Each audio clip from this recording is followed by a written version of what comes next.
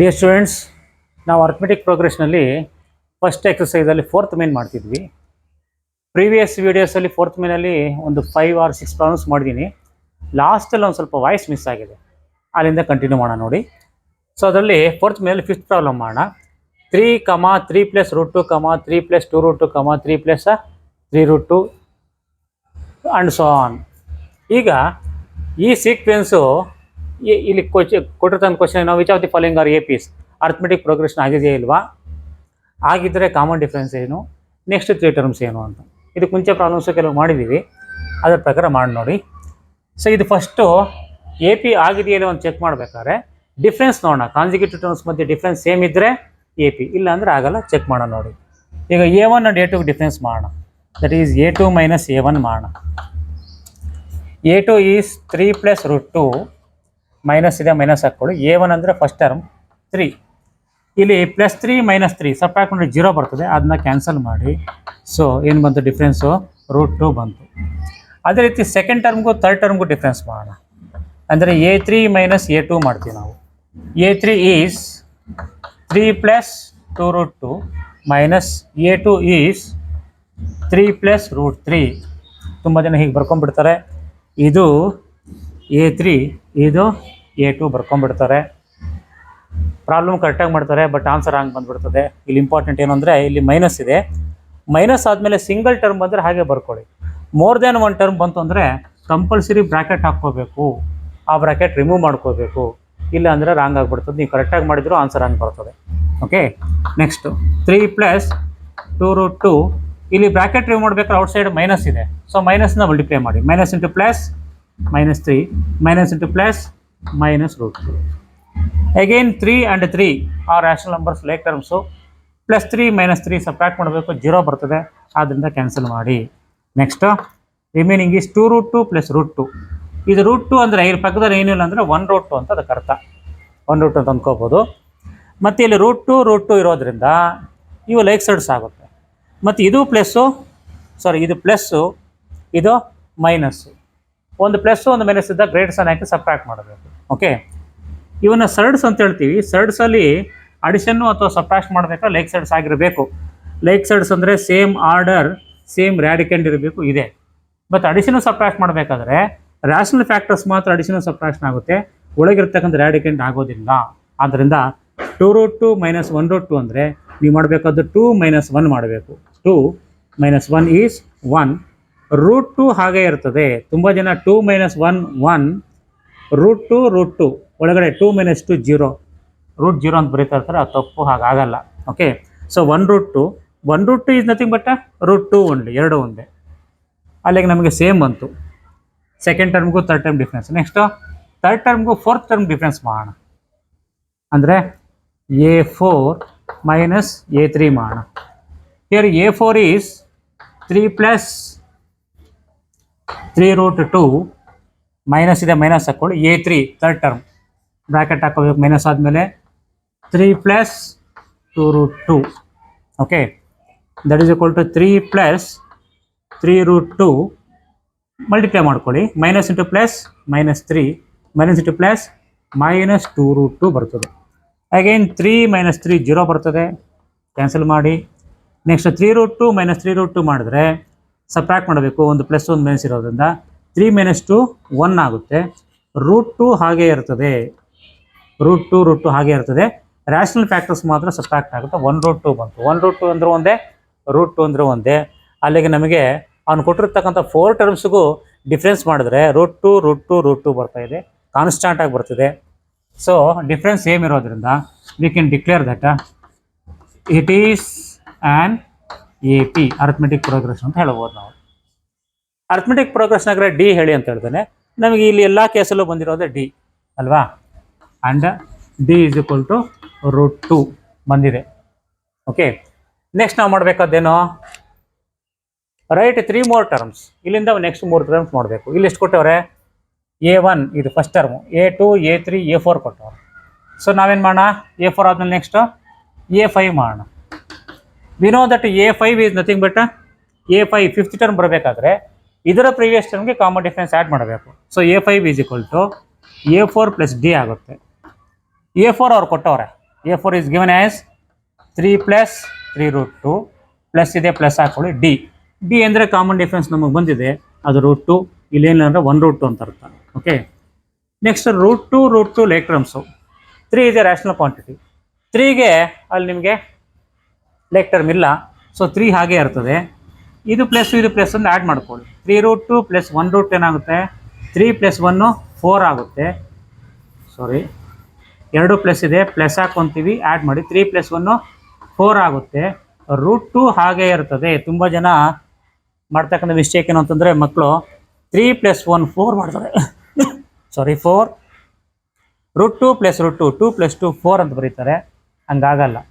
So ಸರ್ಡ್ಸ್ನ ಅಡಿಷನ್ನು subtraction ಮಾಡುವಾಗ ಒಳಗಿರ್ತಕ್ಕಂಥ ರ್ಯಾಡಿಕೆಂಡ್ಸ್ ಇದೆಯಲ್ಲ, ಇವನ್ನ ರ್ಯಾಡಿಕೆಂಡ್ಸ್ ಅಂತ ಹೇಳ್ತೀವಿ.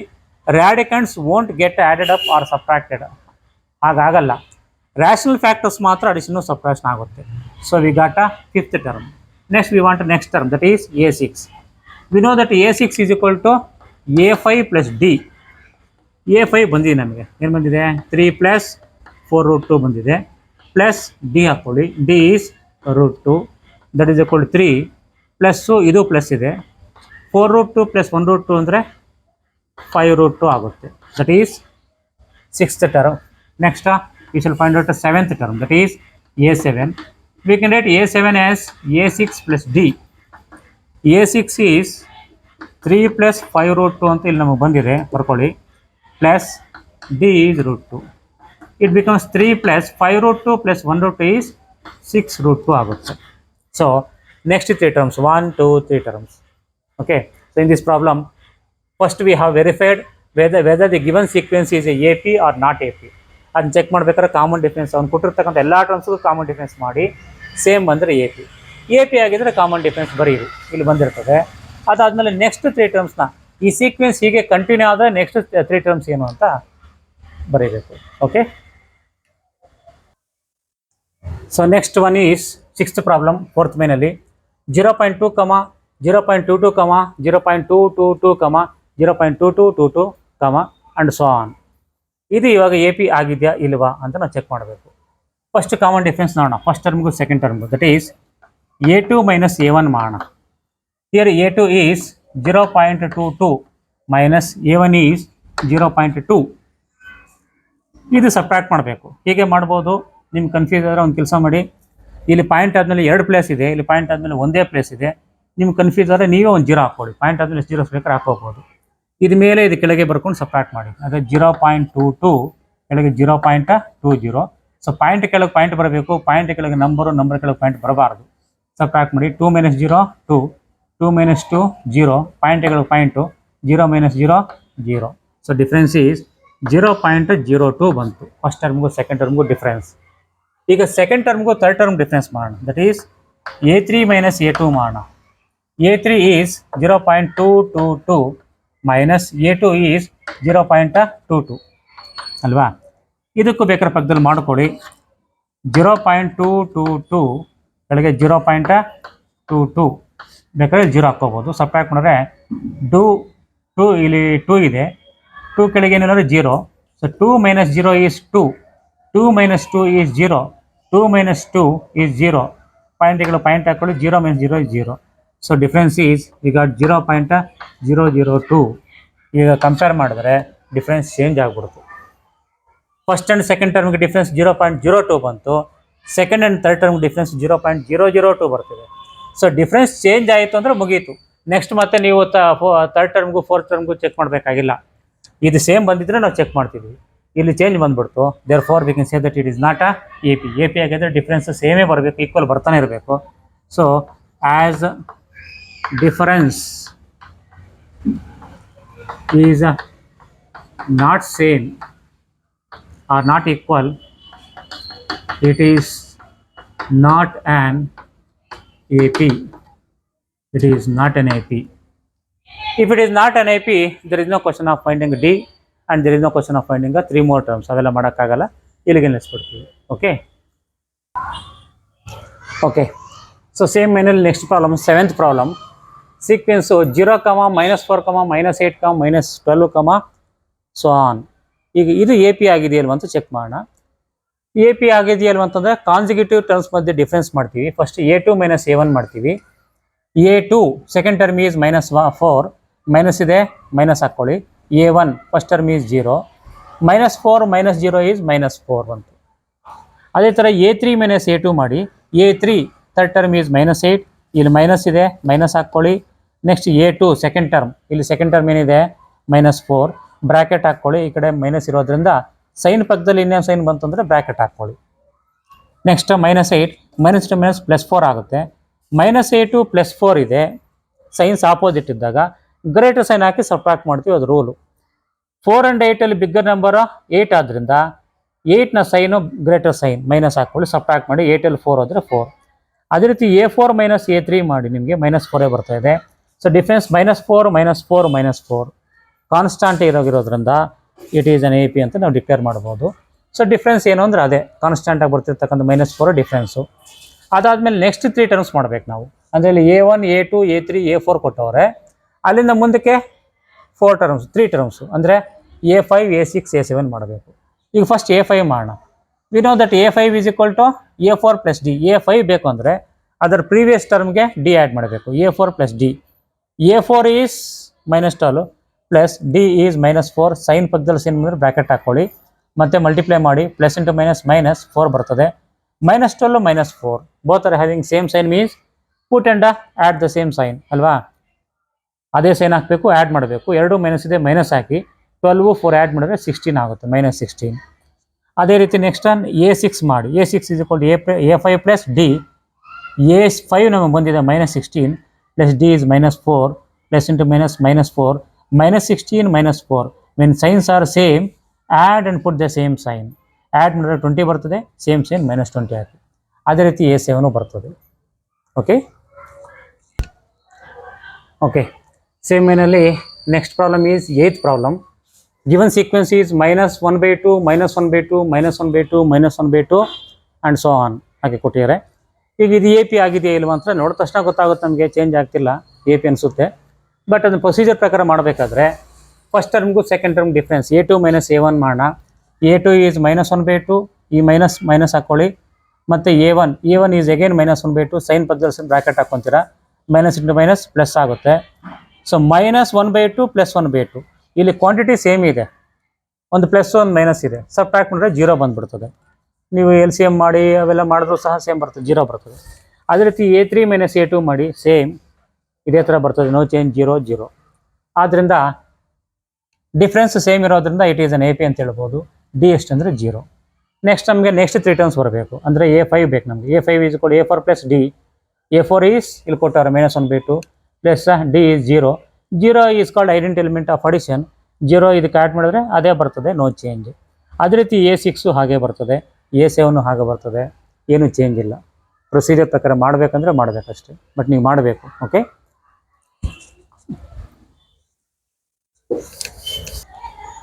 ಓಕೆ ಅದೇ ಮೇಲೆ next problem 9th problem. Given sequence is 1, 3, 9, 27 and so on. ಈಗ ಈ ಸೀಕ್ವೆನ್ಸ್ AP ಆಗಿದೆಯಾ ಇಲ್ವಾ ಅಂತಕ್ಕಂಥ ಕ್ವಶನ್. ಓಕೆ ಇಲ್ಲಿ ಫಸ್ಟ್ ಟರ್ಮ್ಗೂ ಸೆಕೆಂಡ್ ಟರ್ಮ್ಗೂ ಡಿಫ್ರೆನ್ಸ್ ಮಾಡೋಣ. ದಟ್ ಈಸ್ A2 - A1 ಮಾಡೋಣ. A2 - A1. ಈಗ A2 - A1 ಮಾಡೋಣ. A2 second term is 3 - 1. 3 - 1 is 2 ಬಂತು. ಅದೇ ಸೆಕೆಂಡ್ ಟರ್ಮ್ಗೂ ಥರ್ಡ್ ಟರ್ಮ್ಗೂ ಡಿಫ್ರೆನ್ಸ್ ಮಾಡಿದ್ರೆ A3 - A2 ಮಾಡಿದ್ರೆ 9 - 3 6 ಬರ್ತಾ ಇದೆ. ಸೊ ಡಿಫ್ರೆನ್ಸ್ ಚೇಂಜ್ ಆಗಿಬಿಡ್ತು. ಡಿಫ್ರೆನ್ಸ್ ಒನ್ಸ್ ಚೇಂಜ್ ಆಯಿತು ಅಂದರೆ it is not an AP because difference is not same. When it is not an AP, no question of D, no question of 3 more terms. ಇಲ್ಲಿಗೆ ನಿಲ್ಲಿಸ್ಬೋದು. Okay so next 10th sub question. Given sequence is A, 2A, 3A, 4A, dash so on ಅಂತ ಕೊಟ್ಟವ್ರೆ. ಈಗ ಇದು AP ಆಗಿದೆಯಲ್ಲ ಅಂತ check ಮಾಡೋಣ. ಅದಕ್ಕೆ ಡಿಫ್ರೆನ್ಸ್ ಮಾಡೋಣ.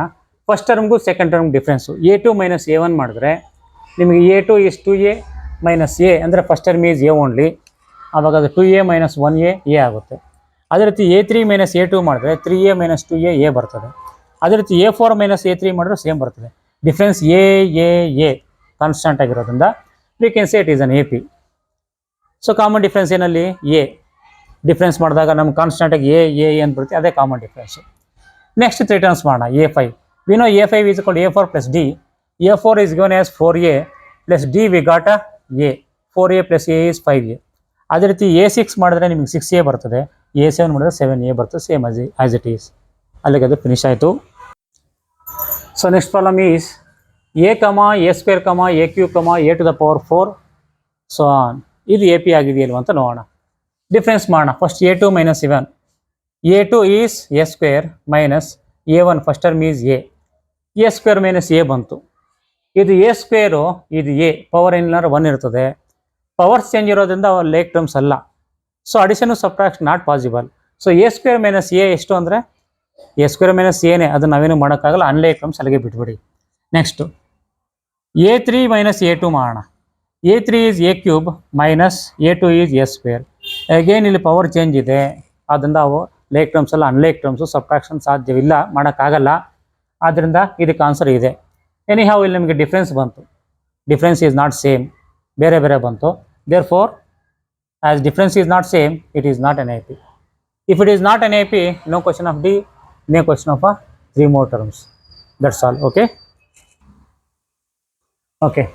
ಸೊ ಅದೇ ಮೇನಲ್ಲಿ next problem 12th problem. √2, √8, √18, √32, dash dash ಇವೆಲ್ಲ ಸರ್ಡ್ಸ್ ಕೊಟ್ಟವ್ರೆ. ಈ ಸರ್ಡ್ಸ್ AP ಇದೆ ಇಲ್ವ ಚೆಕ್ ಮಾಡೋಣ. Same procedure. First term and second term ಮಧ್ಯೆ ಡಿಫ್ರೆನ್ಸ್ a2 ಮೈನಸ್ a1 ಮಾಡೋಣ. a2 is √8 minus a1 is √2. Okay, ಈಗ √8 ಮೈನಸ್ √2 ಇದೆ. ತುಂಬ ಜನ √8 ಮೈನಸ್ √2 ಅಂದರೆ 8 ಮೈನಸ್ 2 6 √6 ಅಂತ ಬರೀತಾ ಇರ್ತಾರೆ. ಅದು ಪಾಸಿಬಲ್ ಅಲ್ಲ. ಅದು addition and subtraction of surds is possible if and only if they are like surds. Like surds means they must have same radicand. ಇಲ್ಲಿ ರ್ಯಾಡಿಕ್ಯಾಂಡ್ 8 ಇದೆ, ಇಲ್ಲಿ ರ್ಯಾಡಿಕ್ಯಾಂಡ್ 2 ಇದೆ. ಸೊ ಈ ಸ್ಟೇಜಲ್ಲಿ ನೋಡಿದಾಗ ಇದು ಅನ್ಲೈಕ್ ಸರ್ಡ್ಸು, ಸಬ್ಟ್ರಾಕ್ಷನ್ ನಾಟ್ ಪಾಸಿಬಲ್ ಅನಿಸುತ್ತೆ. ಬಟ್ ಸರ್ಡ್ಸ್ ರಿಡಕ್ಷನ್ ಆಗಕ್ಕೆ ಆದರೆ ಅದನ್ನ ರಿಡ್ಯೂಸ್ ಮಾಡಿ ನೋಡೋಣ.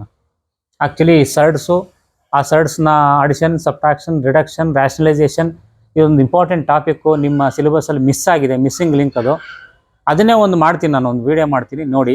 ಓಕೆ, ಈಗ ಇದನ್ನು ರಿಡ್ಯೂಸ್ ಮಾಡೋದು ಹೆಂಗೆ ಅಂತಂದರೆ, ಒಳಗಿರ್ತಕ್ಕಂಥ 8 ಇದೆಯಲ್ಲ, ಆ 8ಅನ್ನು ಪರ್ಫೆಕ್ಟ್ ಸ್ಕ್ವೇರ್ ಇಂಟು ಸಮಥಿಂಗ್ ಬರ್ಕೊಳ್ಳೋಕೆ ಸಾಧ್ಯ ಆದರೆ ಮಾಡಿ. ಫಾರ್ ಎಕ್ಸಾಂಪಲ್ 8ನ we can write 4 into 2 in which 4 is a perfect square. ಹಾಗೆ ಸಾಧ್ಯವಾದರೆ ಬರೀಬೇಕು. ಓಕೆ, ಈಗ √4 into 2 ಅಂತಂದರೆ ಇಟ್ ಈಸ್ √4 into √2 ಅಂತ ಅರ್ಥ. ರೂಟ್ ಎರಡಕ್ಕೂ ಅಪ್ಲೈ ಆಗುತ್ತೆ. √4 is nothing but perfect square ಅಂತ. √4 is 2, √2ಗೆ ವ್ಯಾಲ್ಯೂ ಇಲ್ಲ, ಹಾಗೆ ಇರ್ತದೆ √2. ಅಲ್ಲಿಗೆ √8 ಹ್ಯಾಸ್ ಬಿಕಮ್ ಫೈನಲಿ 2√2 ಆಯಿತು. 2√2 ಈ √2 ಹೀಗೆ ಇರ್ತದೆ, ಅಂದರೆ ಇಲ್ಲೇನಿಲ್ಲ 1√2. 2√2 ಮೈನಸ್ 1√2 ಅಂದರೆ 2 ಮೈನಸ್ 1 1 ಆಗುತ್ತೆ. ಇಲ್ಲಿ 1 ಬರೀಬೋದು, ಇಲ್ಲ ಬಿಡ್ಬೋದು. √2 ಹಾಗೆ ಇರ್ತದೆ. ಓಕೆ, ಅಲ್ಲಿಗೆ ಫಸ್ಟ್ ಟರ್ಮ್ ಸೆಕೆಂಡ್ ಟರ್ಮ್ ಮಧ್ಯೆ ಡಿಫ್ರೆನ್ಸ್ ಬಂತು. ನೆಕ್ಸ್ಟು ಸೆಕೆಂಡ್ ಟರ್ಮ್ಗೂ ಥರ್ಡ್ ಟರ್ಮ್ಗೂ ಡಿಫ್ರೆನ್ಸ್ ಮಾಡೋಣ. a3 minus a2 is equal to a3 is given as √18 minus a2 is given as √8. ಹೇಗೆ ನೀವು ನೋಡೋಕೆ ಅನ್ಲೈಕ್ ಸರ್ಡ್ಸ್ ಥರ ಕಾಣಿಸ್ತಿದೆ. ರಿಡ್ಯೂಸ್ ಮಾಡಿ ನೋಡೋಣ. ರಿಡ್ಯೂಸ್ ಅಂದರೆ if possible try to write a radicand into perfect square into something. So 18 ನಾವೇನು ಬರೀಬೋದು, 9 into 2 ಬರೀಬೋದು. 18 ಬೇಕಾದ್ರೆ 6 into 3 ಅಂತಲೂ ಬರೀಬೋದು. ಬಟ್ 6 into 3 ಬರೆದಾಗ 6 ಸ್ಕ್ವೇರ್ ಅಲ್ಲ, 3 ಸ್ಕ್ವೇರ್ ಅಲ್ಲ. ಆದ್ದರಿಂದ ಇದನ್ನು 9 into 2 ಬರೆದ್ರೆ 9 perfect square. So perfect square into something ಬರೆಯೋಕ್ಕೆ ಸಾಧ್ಯವಾದರೆ ಬರೀರಿ. ಓಕೆ, 9 into 2 ಅಂತ ಬರೀಬೋದು. And √9 is 3 perfect square. ಅದನ್ನ √2ಗೆ ವ್ಯಾಲ್ಯೂ ಇಲ್ಲ, ಹಾಗೆ ಇಟ್ಕೊಳ್ಳಿ. ಸಿಮ್ಲರ್ಲಿ ಇದನ್ನು 4 2s ಅಂತ ಬರೀಬೋದು. ಪರ್ಫೆಕ್ಟ್ ಸ್ಕ್ವೇರ್ 4, √4 is 2, √2 ಹಾಗೆ ಇರ್ತದೆ. 3√2 ಮೈನಸ್ 2√2 ಅಂದರೆ 3 ಮೈನಸ್ 2 1√2 ಬರ್ತದೆ, ಅಂದರೆ √2 ಬಂತು. ಅದೇ ರೀತಿ a4 ಮೈನಸ್ e3 ಮಾಡೋಣ. a4 is given as √32 minus a3 is given as √18. Again try to write a radicand into perfect square into something if possible. ಬರೆಯೋಕ್ಕೆ ಸಾಧ್ಯ ಇಲ್ಲ ಅಂದರೆ ಹಂಗೆ ಬಿಟ್ಬಿಡ್ತೀವಿ ನಾವು, ಇದೇ ಆನ್ಸರ್ ಆಗಿಬಿಡ್ತದೆ. ಸಾಧ್ಯವಾದರೆ ಬರೀತೀವಿ, ಇಲ್ಲಿ ಸಾಧ್ಯ ಇದು. ಸೊ 32ನ ನಾವು 16 2s ಅಂತ ಬರೀಬೋದು, ಇನ್ ವಿಚ್ 16 is a perfect square. 18ನ 9 2s ಅಂತ ಬರೀಬೋದು, 9 is a perfect square. ಈಗ ರೂಟ್ ಎರಡಕ್ಕೂ ಅಪ್ಲೈ ಆಗುತ್ತೆ. √16 into √2. √16 ಅಂದರೆ 4 ಪರ್ಫೆಕ್ಟ್ ಸ್ಕ್ವೇರ್, ಆದ್ದರಿಂದ √2ಗೆ ವ್ಯಾಲ್ಯೂ ಇಲ್ಲ, ಹಾಗೆ ಬರ್ಕೊತೀವಿ. ಮೈನಸ್ √9 is 3, √2 ಹಾಗೆ ಇರ್ತದೆ. ಈಗ ನಮ್ಗೆ ಅವು ಲೈಕ್ ಸೈಡ್ಸ್ ಅಂತ ಗೊತ್ತಾಯಿತು. ಸಬ್ಟ್ರಾಕ್ಷನ್ ಸಾಧ್ಯ. ಸಬ್ಟ್ರಾಕ್ಟ್ ಮಾಡಿ. 4 ಮೈನಸ್ 3 is 1√2. 1√2 ಅಂದರೆ √2 ಅಷ್ಟೇ.